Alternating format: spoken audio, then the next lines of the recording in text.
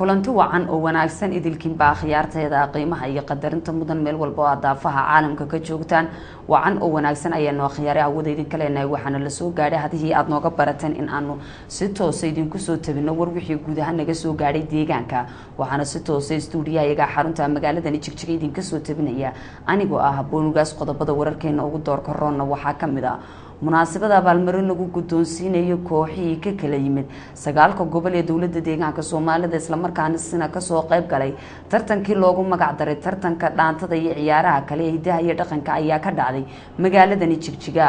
kormeer loogu kuurgalayo goobaha barnaamijka dib u dejinta uu ka socda ayaa lagu sameeyay qaar kamid ah degmooyinka hoos yimaada gobolka Liibaan wakaalada adeega lacagaha deynta iyo kaydsiga ee magaalada Jigjiga ayaa qoysas gaaraya 98 qoys oo danyara ama haysay lacag ka badan 390,000 oo bir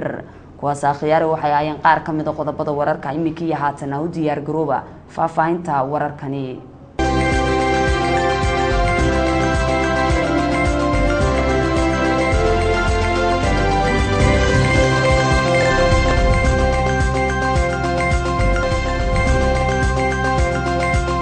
markale ismaqal aragti wanaagsan kuna soo dhawaada warkii oo faahfaahsan munaasabada abaalmarin lagu guddoonsiinayay kooxihii ka kala socday sagaalka gobol ee dawladda deegaanka Soomaalida isla markaasna ka soo qayb galay tartankii loogu magac daray tartanka dhaantada iyo ciyaaraha kale ee hidaha iyo dhaqanka ayaa ka dhacay magaalada Jigjiga warmurtaasi ku saabsan waxay noo soo koobay wariyahayaga Aqal Gamaadid Maxamuud munaasabadan oo loo qabtay kooxihii ku tartamayay baryahanba ciyaaro dhaqameedyada deegaanka Soomaalida Itoobiya ay ka socday magaalada Jigjiga ayaa waxa ay ka dhacday hoolka weyn ee kulliyadda macallimiinta ee Dr. Cabdilmajiid Xuseen xafladan ayaa waxa lagu abaalmariyay maamulka gobolada iyo kooxihii kala galay kaalimaha koobaad labaad iyo saddexaad iyadoo oo si gaar ah loo abaalmariyay gobolka Liibaan oo ciyaaro dhaqameed u gaar ah ku soo bandhigay halkaasi iyadoo oo laba qaybood loo kala qaybiyay ciyaariye dhaqameedyadii ay ku tartamayeen sagaalka gobol ee deegaanka Soomaalida Itoobiya uu ka kooban yahay ayaa qaybta hore waxa kaalinta koobaad galay gobolka Goday halka kaalinta labaadna uu galay gobolka Dhagaxbuur iyadoo kaalinta saddexaadna uu soo galay gobolka Fiiq qaybta labaad ayaa waxa kaalinta koobaad galay gobolka Shiniile kaalinta labaadna gobolka Wardheer kaalinta saddexaadna waxa galay gobolka Qorraxay gudoomiyaasha maamulada goboladana lixda ah ee aanu kor ku soo xusnay ayaa waxa la guddoonsiiyay abaalmarino kala duwan oo kala ah laptopyo iyo mobillo munaasabadan ayaa waxa goobjoog ka ahaa isla marhaantaana halkaasi hadal qiimo badan ka soo jeediyay wasiirka madaxtooyada ee dawladda deegaanka Soomaalida mudane Cabdicaziis Maxamed runtii waxa weeyaan tartanka ciyaaraha dhaqanka dhaantada iyo ciyaaraha kale hidaha iyo dhaqanka ee gobolada hadda ka hor ma jirin tartan noocan oo kale ah oo deegaanka Soomaalida laga qabto waa markii koowaad ee deegaankeena laga qabto runtii waxa weeyaan ummadii aan dhaqankeeda garanayn waa ummad aan jiritaankeeda garanayn waxaan aad idinka mahadcelinaynaa sida wanaagsan ee uga soo qayb gasheen iyaduusan noqon doonin tartankan kii koowaad ee halkan lagu daayay noqon doono mid 3 bilood reerkiiga lagu qabto ama 6 bilood dadka maanta abaalmarinta helay iyo dadka aan helinba waxaa laynaga doonayaa tartanka guud in qof walba uu halkiisii uu ka soo dadaalo haddaad maanta ku guulaysatay tartanka inaadan isdhiganin ee aad berrina ku guulaysato kamaanta ku guulaysanay inuu moral jabin ee uu bari sidii uu dhaafay saaxiibkii uu ku xisaabtamo waxa kale halkaasi goobjoog ka ahaa isla marhaantan hadal ka soo jeediyay wasiirka xiriirka arrimaha dawladda dhaqanka iyo dalxiiska ee dawladda deegaanka Soomaalida mudane Maxamed Guure Bisle kooxihii ka socday gobolada Goday iyo Shiniile oo labada qaybood kaalimaha koobaad kala galay ayaa waxa ay heleen oo ay muteysteen dhiish dhalo iyo waliba generator iyadoo oo gobolada Dhagaxbuur iyo Wardheer oo kaalimaha labaad ka galay labada qaybood ay qaateen abaalmarin isku mid ah oo dhiish iyo dhalo ah halka gobolada Fiiq iyo Qorraxay iyo Liibaan ay qaateen dhalo qura run ahaantii maanta waa maalin aad iyo aad ay shucuurtaydu u faraxsan tahay waxaan maanta aan u mahadnaqayaa dawladda deegaanka Soomaalida Itoobiya run ahaantii maanta midtani waa mid mucjiso ku ah maanta dawladda deegaanka Soomaaliyeed waayo idiin dhaqankii oo aasmay hadda goor maanta waxa la arkaa cid wali oo aragtidan aragta waxay fikir kale maanta inay isku xulaan moobiladan ama shilmaatadan nasiye marka la arko waa arin wallahi run ahaantii hididiile gelinaysa dhammaan ciyaartooyinka dhaqanka Soomaalida maanta run ahaantii waa maalin waxaan dhihi karaa dhaxalkii awoowo la soo celiyey waan u mahadnaqayaa dhammaan gobolkii aan ka imiday iyo dhammaan gobollada kale walaalahayna waan u mahadnaqayaa assalaamu calaykum waraxmatullahi maanta shucuurtayda aad iyo aad ayay u kacsan tahay aad baan u faraxsanahay waayo waa markii ugu horreysay aan aragno dhaqamada dawladda deegaanka ka jira 9 gobol oo intii meel isku keeno ay isbartaan oo ciyaaro tartan loo qabto marka sidaa darteed maanta aad ayaan u faraxsanahay waxa kale ayadana maartay aan mahad celinahay marka labaad ciddii barnaamijkan soo dhirindhirisay micnihii keentay in tartan loo qabto hidaha iyo dhaqanka ka jira dawladda deegaanka Soomaalida ayaana waan mahad celinayaa anoo farxadeyda aan ku sii dheeraanaynay maanta shilmaad iyo abaalmarin baa leysiyay marka aad baan ugu faraxsanahay waxaan rajaynayaa haddii la yiraahdo gobol ahaan anagoo gobolka Afdheer tiimka ka socday inaan tartamadan maanta dhacay kulan mid aan ka qayb qaadan doono kuwa soo socdaan insha Allah maadaama loo ballan qaaday in had kadib la qaban doono aan ku guulaysan doono waxaa sidoo kale laga soo xulay 9 gobol kooxihii ka socday ee tartankana uu maalmahan ba uga socday magaalada Jijjiga min 5 xubnood oo loo aqoonsaday inay yihiin hormuudka kooxahan 9 ah ee gobolada deegaanka Soomaalida Itoobiya ka kala yimid waxaa iyagana la gudoonsiiyay abaalmarin mobile oo isku muunad ah tartankan ayaa waxa uu yahay mid noociisa midkii ugu horeysay ee lagu qabto deegaanka Soomaalida Itoobiya kormeer loogu kuurgalayo goobaha uu ka socdo barnaamijka dib u dejinta ayaa lagu sameeyay qaar ka mid ah degmooyinka hoos yimaada gobolkaasi Liibaan faalwarkaas la xidhiidha waxay noo soo koobaya wariye Axmed Cabdiraxmaan Kaabe wasiir ku-xigeenka waxbarashada ee dawladda deegaanka Soomaalida mudane Abubakar Maxamed Khaliif iyo gudoomiyaha maamulka gobolka Liibaan mudane Axmed Xaaji ay helinayaan maamulka degmada Doloado ayaa kormeer waxa ay ku tageen goobaha uu ka socdo nidaamka dib u dejinta kuwaas oo ka kooban 19 goobood dhamaanna waxay u kuurgaleen geedi socodka nidaamka dib u dejinta waxaana ay mareen dhulka ku taadsan webiga mara Doloado kuwaas oo kumanaan kun oo qoys oo noloshoodu marka hore ay ku tirsaneed xoolaha loo bedelay xoolo dhaqato beeraley dhammaan inta uu marayay wasiir ku-xigeenka wasaaradda waxbarashada iyo gudoomiyaha gobolka Liibaan oo helinayaan mas'uuliyiintan kala duwan ee maamulka Doloado waxa aad u soo jiitay hawlaha baaxadda leh ee ka socota goobaha dib u dejinta kulli dadaal fara badan baa lidinkaga baahan yahay xaafadii waan aragnaysaa u soo degteen way fiican tahay waan soo wareysanay dad qaar ka mid ah oo isbedel ku keenay arrintan dib u dejinta adinka hadda dhulkan shaqo adag baad ka wadaan dad fara badan oo isbahaystay oo dadkana markay saan isku bahaystaan oo isugu yimaadaan isku gurubaystaan oo xagga horumarka isku bahaystaan oo wax qaban karaan laakiin shakhsi markuu leeyahay qof walba waxba uu qabsan karaa waxba looma qaban karo ujeedada laga leeyahayna waa inay 10-10kii la iskugu xiri lahaay iskaashato ahaan kadibna xabad motor weyn intii la siiyo sidaas ay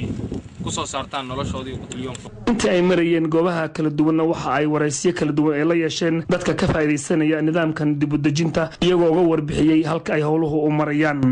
waxaan badii karaa waxaan jirnaa intii hadda as bilowday barnaamijkan dib u cusub as bilowday sanadkii intaas ka soo bilaabay ma dhihi karaa maxaa yeelay mugdi aan ku jirnay oo aan ka baxnay in aan nolol cusub oo aad u wanaagsan oo tii hore ka wanaagsan in aan la kulmi doono waxaan u mahad celinayaa dawladda deegaanka Soomaalida iyo gaar ahaan dadka keenay dib u dejinta marka sidaa darteed meesha liisiyay waa 1 hektar waana beertana waa 10 hektar waxaan ugu jirnaa 10 qoys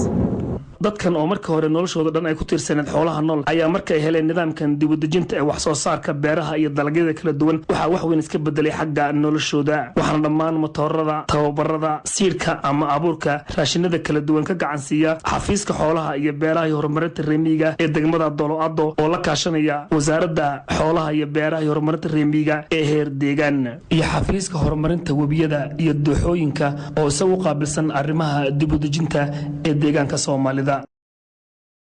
wakaalada adeega lacagaha deynta iyo kaydsiga ee magaalada Jigjiga ayaa qoysas gaaraya 98 qoys oo danyara ama haysan lacag ka badan 390 oo bir sida warbixintan inoogu sheegay wariyaha Xasan Cige Cismaan tubaha iyo siyaasadaha horumarneed ee xukuumaddu u dejisay la dagaalanka saboolnimada waxaa ka mid ah in bulshada hayntoodu yar tahay ee haweenka oo badan la siiyo lacag deymaha oo ay ku shaqaystaan si ay u helaan dakhli ay ku maareeyaan noloshooda lama loo asaasay inay fuliyaan siyaasadahan waxaa ka mid ah wakaalada adeega lacagaha deynta iyo kaydsiga oo 98 qof siisay deyn lacageed oo dhan 392 kun oo bir maarayaha laanta Jigjiga mudane Nuur Maxamed Ismaaciil oo ka hadlay munaasabadan lacagtan deynta lagu gudoonsiinayay 98 qof oo 6 kamid ah ay rag yihiin ayaa waxa uu sheegay in wakaaladdan ay dadaal xoogan ugu jirto dhimida saboolnimada si ay bulshada danyarta u helaan dakhli ay ku maareeyaan noloshooda maanta xafiisku bixinayay deyntii qablaha saddexaad oo ah qabliyada lixaad qablahan aan deyn siino ilaa hadda waxaan soo siinay 264 qof oo ay dumar yihiin 241 qof ragna uu yahay 3 kaliya maantana waxa deyntii aan siinayna oo aan maalgelin siinayna si ay u shaqeystaan noloshooda ugu bedelaan 98 qof oo ka socda qabla saddexaad oo ay 6 qof yihiin rag inta kalena yihiin dumar salaasatan xafiiska wuxuu inta badan xoog saaraa dumarka qoysaskooda madaxa ka ay u shaqeeyaan ay xoog saaraa sidaas ka muuqata in warbixinta tiradan aan deyn siinay 98 qof oo midkiiba la siiyay 4,000 oo bir ayaa waxa ay ku soo celinayaan hal sano iyadoo qaar ka mid ah deyn qaatayaashana ay sheegeen lacagtan ay wax badan ka bedelayso noloshooda anigoo raba inaan ku ganacsado adhiga marka inaan ku faa'iideysto fursad wanaagsan aan dadkan u jeediyay sida ay ugu faa'iideysan lahaayeen fursadda wanaagsan ay maanta haystaan hore wakaaladu waxay deyn u siisay 264 qof oo 241 kamid ah ay yihiin haween tababar ay ujeedadiisu ahayd fahansiinta nidaamka iyo awaamiirta la xidhiidha xadeynta astaamaynta tirakoobka iyo diiwaangelinta dhulka ayaa loo qabtay 7 xafiis oo heer deegaan iyo waliba shaqaale ka socday wasaaradda horumarinta magaalooyinka dhismaha ee heer federaal faalla warkaas la xidhiidha iyo wariye Hani Daahir Axmed tababarkeena ujeedadiisu ahayd sidii faham buuxa looga siin lahaa faahfaahinta nidaamka iyo awaamiirta la xidhiidha xadadka astaamaha tirakoobka iyo diiwaangelinta dhulka tababarkan oo ay kasoo qayb galeen 7 xafiis oo ka tirsan xafiisyada heer deegaan ayaa waxaa cashirada bixinayay khabiir ka socday xafiiska horumarinta magaalooyinka dhismaha dowladda deegaanka Soomaalida iyadoo sidoo kalena ay kasoo qayb galeen tababarkani shaqaale ka socday wasaaradda horumarinta magaalooyinka dhismaha heer federaal ayaa waxaa ugu horeyntii halkaasi tababarkan idaacada kooban ka soo jeediyay mudane Maxamuud oo ah garwadeenka geedi socodka maamulka iyo maareynta dhulka isagoo mas'uulku sheegay tababarkan inuu faa'iido weyn u leeyahay wax weyn ka bedeli doono awaamiirta la xidhiidha xadeynta astaamaynta tirakoobka iyo diiwaangelinta dhulka ujeedada guud ee seminaarkan ama workshopkan ama kulanka wada xaajoodka waxa weeyaan in hantidan dhulka ee u dhaxaysa magaalada iyo degmada in xad loo helo oo la ogaado sidoo kale looga hortago wixii sharci darro ah taasoo markaa keenaysa in isticmaalka dhulka uu noqdo mid tayeysan oo dhaqaale ku salaysan oo magaalada iyo miyigana dakhli ka helayaan si loo hirgeliyo wuxuu ka soo jeedaa shirkani waa bayaanadii iyo boolisiyadii maamulka dhulka ee heer federaal laga soo saaray ee heer deegaan laga soo saaray sida awgeed si taa loo gaaro waxa laga maarmaan noqotay in bahwadaagto dhan la helo sidoo kale waxaan waraysi la yeelanay qaar ka mid ah qaatayaashii tababarkan iyagoo noogu warbixiyay intii tababarkan ay ku jireen waxyaalihii ay ka fahmeen daraasaadana runtii daraasaad aad iyo aad muhiim ah weeye marka loo eego dhinaca nabadgelyada iyo dhinaca horumarka wax badan ayuu mataqaanaa inaga caawinayaa in deegaankii degmada ay ku fadhiday iyo deegaankii maamulka magaalada la kala xadeeyana waa runtii fursad aad u fiican weeyaan fursaddii la siiyey 4 maamul magaalo runtii mid aad iyo aad loogu diirsaday oo horumar fiican mataqaanaa oo lagu dayan karo laga dhaxlay baa ahayd taa marka macnaheedu waxaa weeyaan maadaama deegaanku uu heer degmo uu kolka hore gacanta ku siiyay in macnaha dee maamulka magaaladu xadka uu ku ekaanayo iyo xadka ay degmadu maamulayso in la kala ogaado runtii fursad aad u fiican weeye oo lagu dayan karo tababarkanna ama daraasaadkanna in la sii ballaariyo oo ilaa degmooyinka la sii gaarsiiyo aad baan taqaanay u talbixin lahaa laakiin ka maamul magaalo ahaan aad baan ugu faraxsanahay in macnaha taqaanay calaamadaynta degmada iyo maamulka magaalada loo samaynayo aad baan ugu faraxsanahay waxaan ballan qaadaynaa in mustaqbalka aan hirgelin oo goobaha loo xadeeyo maamulka magaalada inaan macnaha aan horumar ka gaarsiino. tababarada caynkan ayaa waxa ay qayb ka yihiin dadaalada ugu jiro xafiiska horumarinta magaalooyinka dhismaha dowladda deegaanka oo Soomaalida ugu jiro kor u qaadida garaadka aqooneed ee shaqaalaha dowladda. munaasabada sanad guurada 14aad ee aasaaska xisbiga dimuqraadiga shacbiga Soomaalida Itoobiya ayaa si ballaaran loogu xusay degmada Tullaguulada ee gobolka Jigjiga. waxa warbixintan degmada Tullaguulada ee gobolka Jigjiga inooga soo diray wariyahayaga Maxamed Cumar Ceelaabe.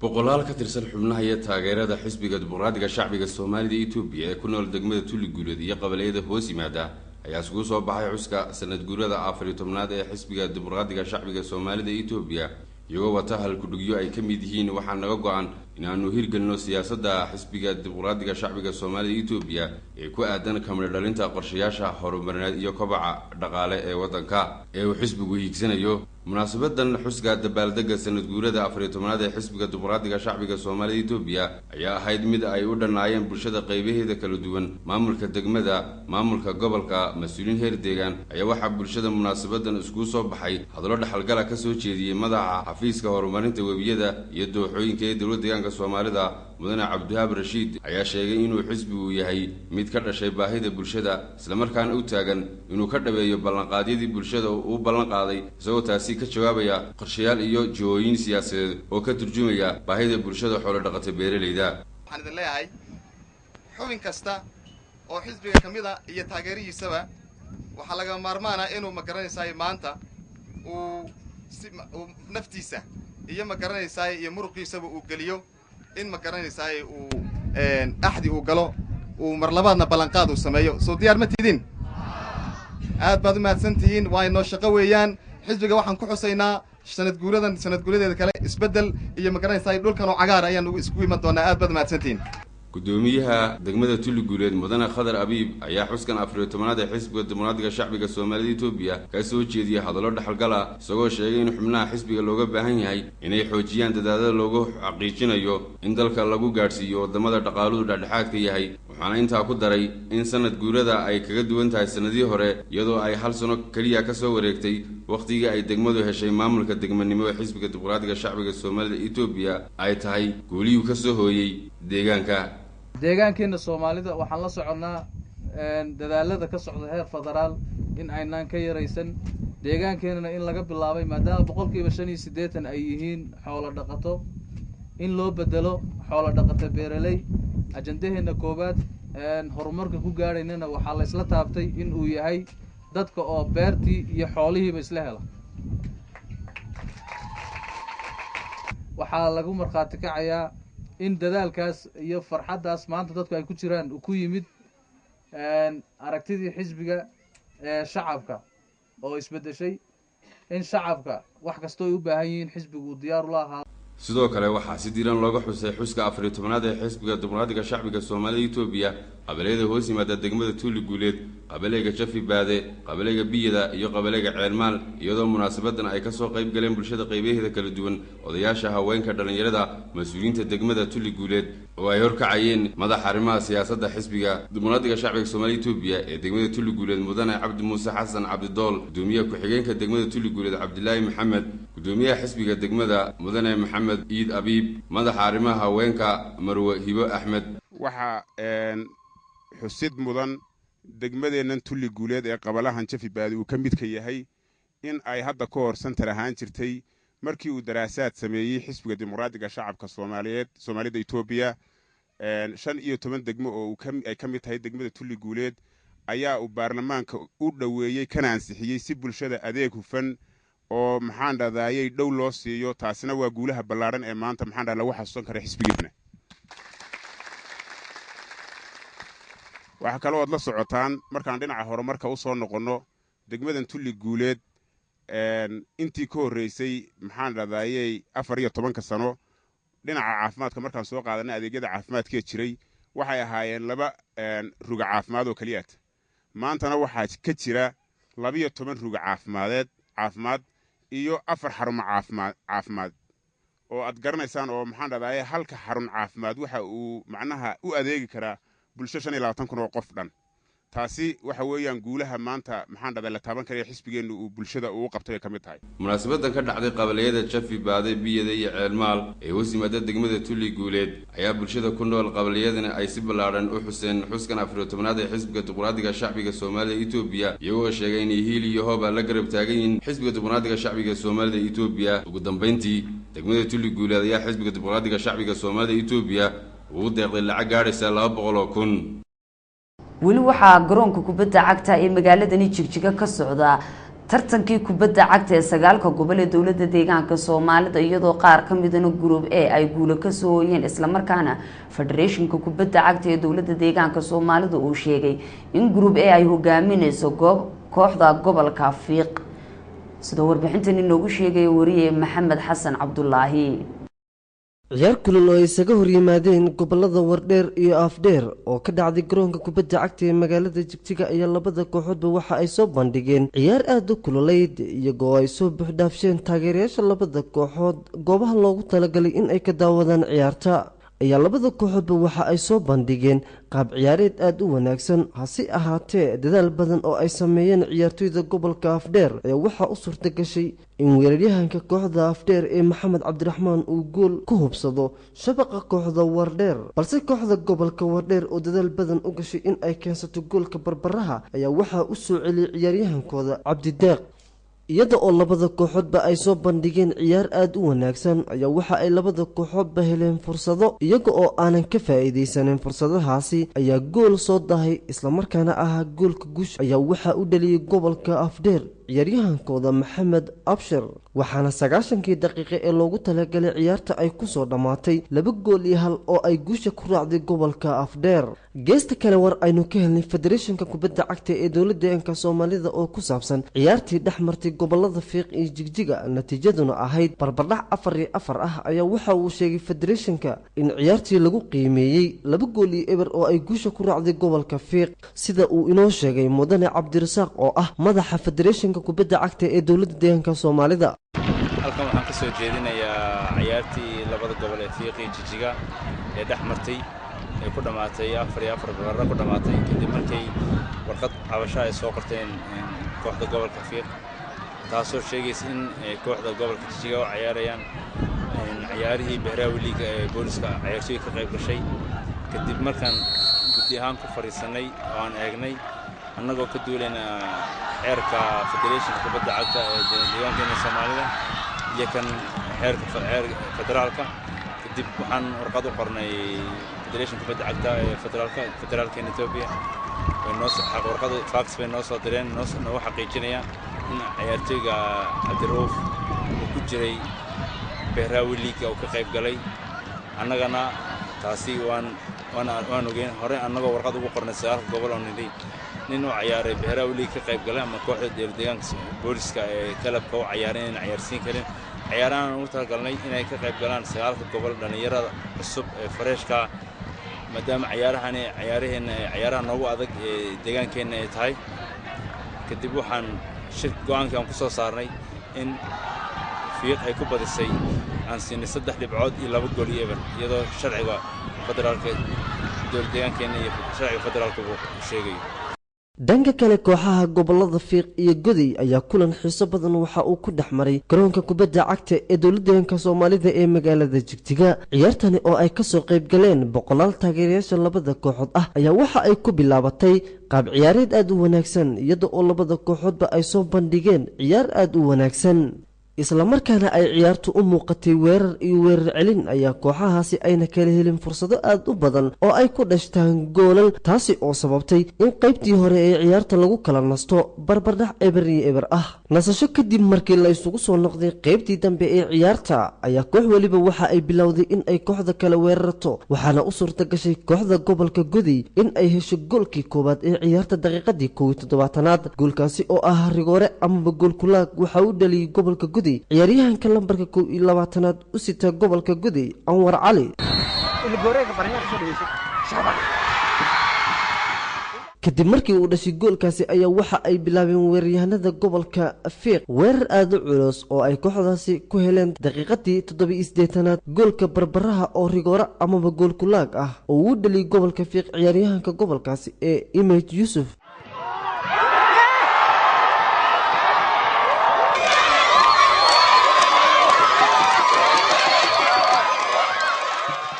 sagaashankii daqiiqe ee loogu talagalay ciyaarta ayaa waxa ay ku soo idlaatay barbardhac 1-1 ah. natiijadan ay soo wada gaareen labadani kooxood ayaa waxa ay ka dhigaysaa sida ay sheegeen Federationka Kubadda Cagta ee Dowladda Soomaalida in kaalinta koowaad ee Group A uu hoggaanka u qabto gobolka Fiiq isaga oo leh 4 dhibcood iyo 2 gool, halka kaalinta labaadna uu ku jiro gobolka Goday oo leh 4 dhibcood iyo 1 gool. sidoo kale Federationka Kubadda Cagta ee Dowladda Soomaalida ayaa waxa uu intaasi u sii raaciyay in ciyaartoyga lambarka 5aad ee difaaca ugu dheela gobolka Fiiq ee Image Yusuf uu yahay ciyaaryahanka ugu goolasha badan kooxaha Group A isaga oo leh 3 gool. waxaana kulanka soo socda uu la yeelan doonaa xulka gobolka Fiiq, xulka gobolka Wardheer, halka xulka gobolka Goday uu la yeelan doono gobolka Afdheer. isku soo duubo ciyaarahan sida habsamida ah ugu socda garoonka kubadda cagta ee magaalada Jigjiga ayaa sii yeelanaya xiiso gaar ah iyada oo lagu wado in ay ka soo baxaan tartankani ciyaartoy matasha xulka deegaanka. guud ahaan khiyaartayada qiimaha iyo qadarinta mudan intaas waxay noogu idil warbixin naga soo gaadhay deegaanka waa Baadi TV-ga Soomaalida Itoobiya oo isku duubnay idin leh inta aynu warkan war lamida ku kulmi doono amaan Allah.